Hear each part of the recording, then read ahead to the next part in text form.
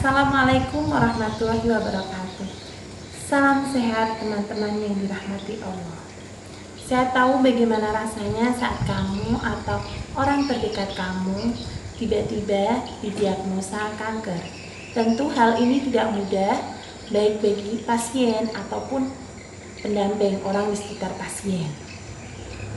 Saya ingat waktu itu saya didiagnosa kanker tanpa gejala. Saya sempat bergejala hanya 2 minggu, itu pun seperti masuk angin biasa. Saya masih bisa beraktivitas biasa, masih sehat menurut saya. Dan ternyata hasil labnya 98% mengarah ke kanker, dan hasil lab PA-nya menunjukkan bahwa saya kanker stadium 4. Saya tidak akan bercerita tentang saya, tapi di sini saya akan berbagi tips cara menghadapi kanker. Semoga ini bermanfaat bagi kalian, khususnya yang baru saja didiagnosa. Yang pertama adalah kembalikan semua kepada Allah. Allah berfirman, وَلَنَبْلُوَنَّكُمْ بِشَيْءٍ مِّنَ الْخَوْفِ وَالْجُوعِ وَنَقْصٍ مِّنَ الْأَمْوَالِ وَالْأَنفُسِ وَالثَّمَرَاتِ وَبَشِّرِ الصَّابِرِينَ الَّذِينَ إِذَا أَصَابَتْهُم مُّصِيبَةٌ قالوا إنا لله وإنا إليه راجعون. Dan Allah pasti menguji setiap hambanya dengan sedikit ketakutan, kelaparan, kekurangan harta benda, jiwa, buah-buahan, dan berilah kabar gembira bagi mereka yang bersabar. Dan apabila kamu mendapatkan musibah, katakanlah, sesungguhnya semua ini milik Allah dan hanya kepada Allah kembali. Kita diberi penyakit oleh Allah. Tentu Allah jugalah yang akan mengangkat penyakit ini. Allah tidak mungkin memberikan cobaan kepada hambanya melebihi batas kemampuan hambanya. Dan kita tahu pasti, seganas-ganasnya kanker, sel kanker pasti akan jinak kepada Tuhannya. Berhusnudzonlah kepada Allah, berprasangka baiklah kepada Allah, karena Allah itu sesuai dengan prasangka hambanya. Mungkin Allah memberi kita penyakit karena Allah sedang rindu dengan kita, ingin kita menghibah kepadanya, lebih dekat dengannya, atau mungkin Allah ingin menghapus dosa-dosa kita dengan penyakit kita, atau Allah ingin mengangkat derajat kita dengan ujian ini. Kita tidak tahu. Berhusnudzonlah kepada Allah. Yang kedua, yaitu motivasi hidup. Kita harus punya motivasi hidup, motivasi sehat yang kuat. Karena motivasi ini bisa menjadi cambuk kesembuhan bagi kita. Nah, setiap orang motivasi hidupnya bermacam-macam. Ada yang demi anak, kasihan anak, demi suami, demi keluarga, dan sebagainya. Bagi saya, ada jutaan orang yang sudah meninggal ingin hidup kembali hanya untuk bersujud, bersedekah, meski sesaat saja. Saya dapat dari pengajian musbahan.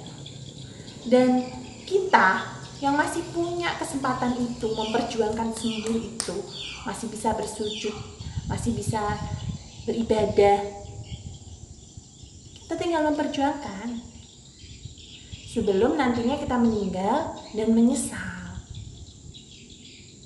Nah, tentu ibadah kita akan maksimal ketika kita sembuh. Nah, kita berarti motivasi kita ingin sembuh agar bisa beribadah, tidak merepotkan orang lain, bisa lebih banyak beramal soleh. Yang ketiga, support system. Kita sebagai seorang penyintas kanker membutuhkan support system yang baik. Support system ini bisa berasal dari keluarga, teman, saudara, atau komunitas. Tapi tentu saja support system yang paling berpengaruh adalah dari keluarga. Karena sebagai seorang penyintas kanker, biasanya dia akan merasa tidak pede, kurang percaya diri, Dia merasa rendah diri karena dia tidak bisa melakukan perannya dalam keluarga.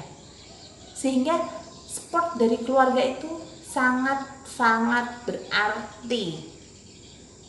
Nah, begitupun juga keluarga pendampingnya. Keluarga pendamping pun sebenarnya juga membutuhkan support dari si penderita. Karena ini dua arah. Jadi saling menguatkan, saling mendoakan. Ini kalau kita sebagai penyintas sedih, itu pendampingnya akan lebih sedih gitu loh. Nah, pendamping sedih, penyintasnya lebih sedih lagi. Nah, jadi ini harus dua arah, saling menguatkan, saling mendoakan. Yang keempat, ikuti anjuran dokter. Kita harus disiplin mengikuti anjuran dokter. Kenapa? Karena dokter yang tahu ilmunya. Dan ilmu itu dari Allah. Kenapa di sini saya menekankan dokter? Karena dalam ilmu kedokteran, uji klinisnya lebih dapat dipertanggungjawabkan. Dan pengobatannya melalui berbagai penunjang. Diagnosanya itu melalui berbagai penunjang, hasil lab, torak, ronsen, CT scan, dan lain sebagainya. Berbeda dengan alternatif yang terkadang pengobatannya itu antara satu dan lainnya itu disamakan. Padahal mereka dengan kondisi yang berbeda, dengan kondisi penyakit penyerta yang berbeda. Yang kelima, yaitu berbahagia.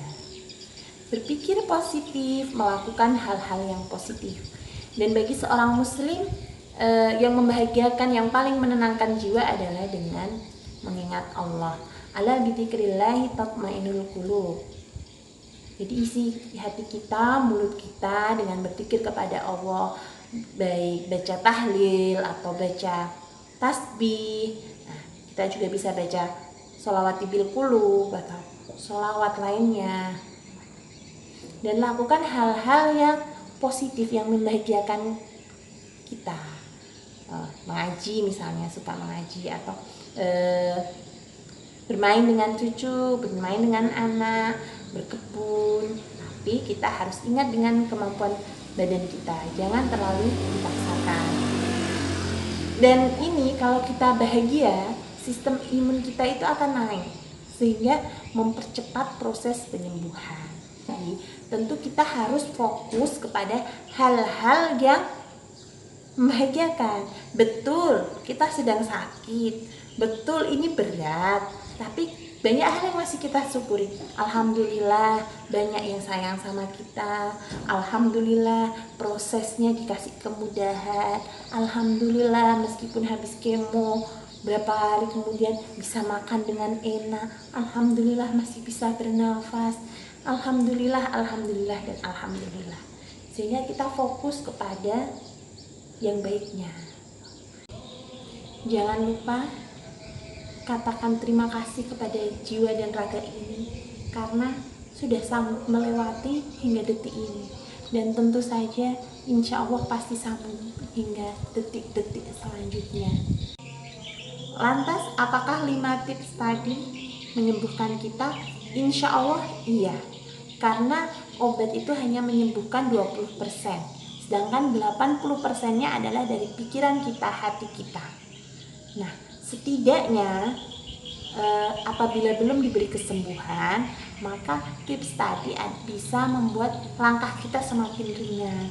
Kita semakin enjoy menghadapi ini, menikmati proses kesembuhan ini. Dan tentu saja dapat bernilai pahala. Bagi teman-teman bisa komentar pengalamannya menghadapi kanker ini.